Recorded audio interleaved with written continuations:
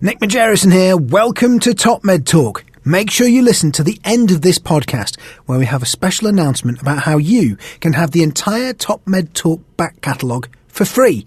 Before that, though, today's TopMedTalk is ASA 2018 San Francisco, the Smith's Medical Symposium on Enhanced Recovery. Recorded before a live audience, this Q&A session was at the meeting of the American Society of Anesthesiologists, the ASA, at a specially hosted dinner where those in attendance and the online audience could submit questions. This is part 3 of 6.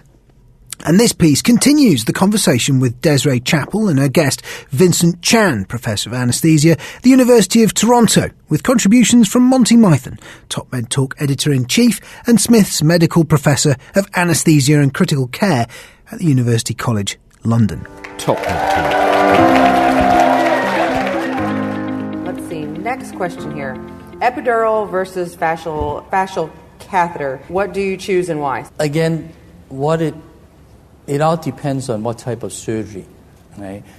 I know a functional epidural, thoracic epidural, will be very good for major thoracic abdominal surgery. But there are side effects of epidural. Right? For the plain blocks or the catheters, if you want to put it in, oftentimes is bilateral. Also is time-consuming.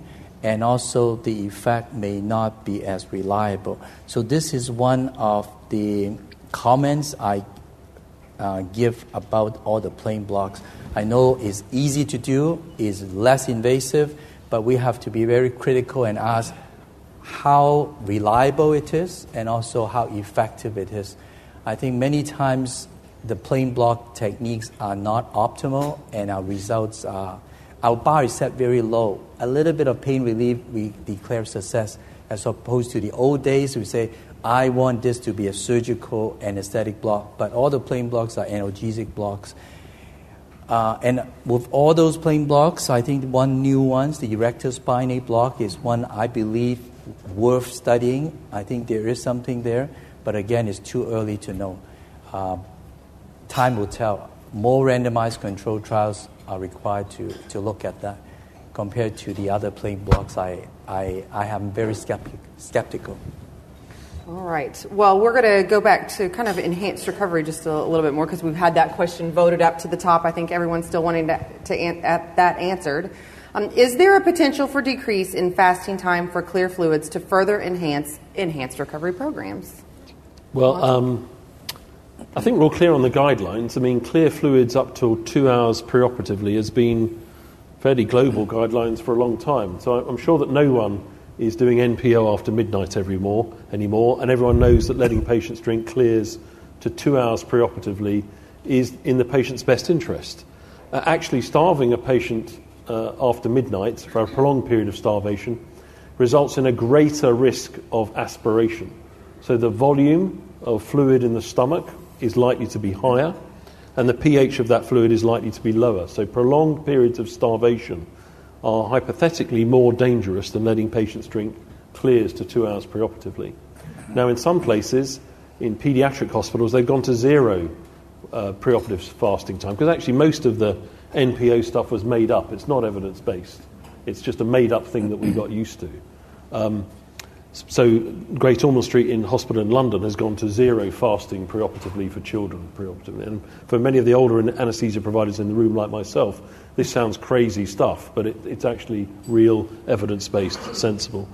And many places have now gone to encouraging people to drink up to 2 hours beforehand.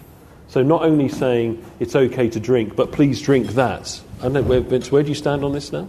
Yeah, we do the same.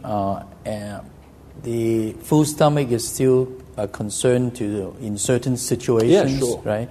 Diabetic patients, there are patients with reduced gastric emptying, but now with point-of-care ultrasound, if I'm not sure, I just use the ultrasound to look at the stomach. So that helps me to guide my management.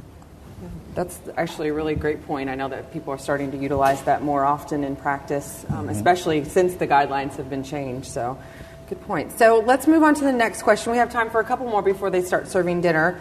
If I want to get enhanced recovery pathways established, Realizing the protocols require local customization, where can I get some templates to borrow from?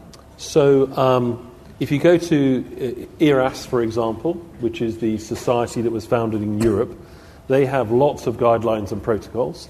If you go to the American Society of Enhanced Recovery, for example, they have people have generously donated lots of their protocols and templates. And if you pretty much contact any centre that's doing enhanced recovery, I've not known of any of them that says you can't have my proprietary protocols.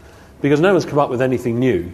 They always end up being roughly the same thing with subtle variations on the herbs and spices. So get online, you can probably find 1,000 of them straight off the bat. Yeah, not too far. And then one more question. Oh, looks like we're moving this one up. Enhanced recovery, or ERAS, seems to have begun by combining multiple techniques at once. While this approach seems to have worked, how, in retrospect, are we to know what really works? Shall I give you a little bit of that? Monty, go. So we were, for our rollout system in the UK, we got to about 25 to 30,000 patients where we had granular detail. And we had an opportunity, as other systems have done, to try and say, what's the secret sauce? Know what works and what doesn't work. And we're absolutely confident that we don't know. So what we do know, the recurring themes are that if you get patients drinking, eating and mobilising, outcomes are better. If you want to know if this particular thing that people want to get stressed about is the thing that is the deal breaker, it just doesn't work that way. You've got to work out what works locally, and then when you've worked it out, you've got to have 80% or more compliance with the pathway. So the two things are drink, eat, mobilise, and when you've got a pathway, comply ideally all the time, but at the very least 80% of the time. You found anything different, Vince? Yeah. I don't think you can identify one element that is going to change. But the one that I feel that is more important than any others to me will be the minimally invasive surgery technique, right? Because that is to me is the game changer. All the others they make sense. It's a simple elements. But if you can now change the major surgery to minimally invasive surgery, that to me is a real game changer. Yeah, absolutely. Also, one of the most difficult things to change for a surgeon if they are not into that. But fortunately, enhanced recovery can be something that we use to help on all elements. A couple more questions before we get going with dinner. Is the use of regional anesthesia without sedation the secret to avoiding post-op delirium? Yeah. Is it a secret? What is it? I wish that I can say that. For the longest time, I thought this is going to be an easy thing to prove, but no, there is no good outcome data to show that even local anesthetic without sedation, patients can go into a post-op cognitive dysfunction. I mean, to me, it means there are so many other factors. Is a surgical stress, is a perioperative management, is not a one element, one component. So I do believe that if you use regional anesthesia without sedation for the first few hours, for sure you can show that it is better than general anesthesia.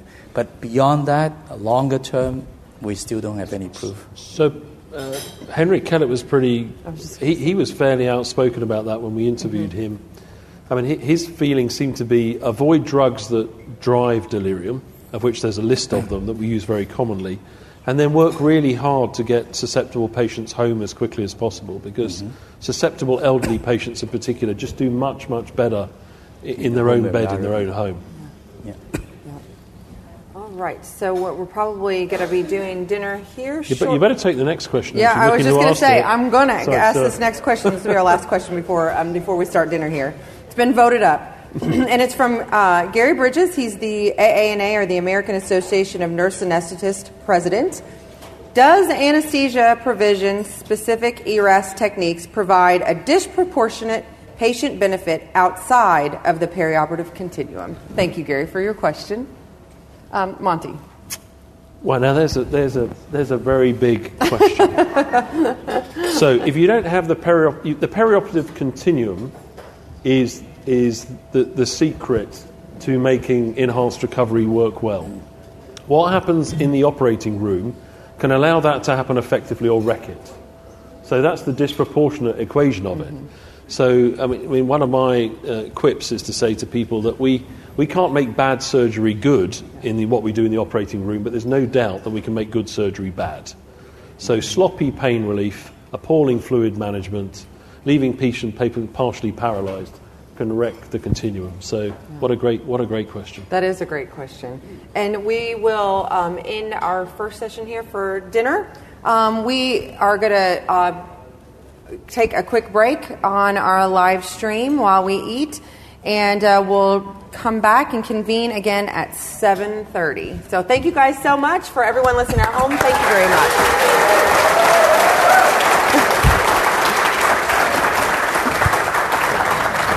Thank you so much, Dr. Chan. Thank you. TopMedTalk. I mentioned at the start our back catalogue of over 300 podcasts.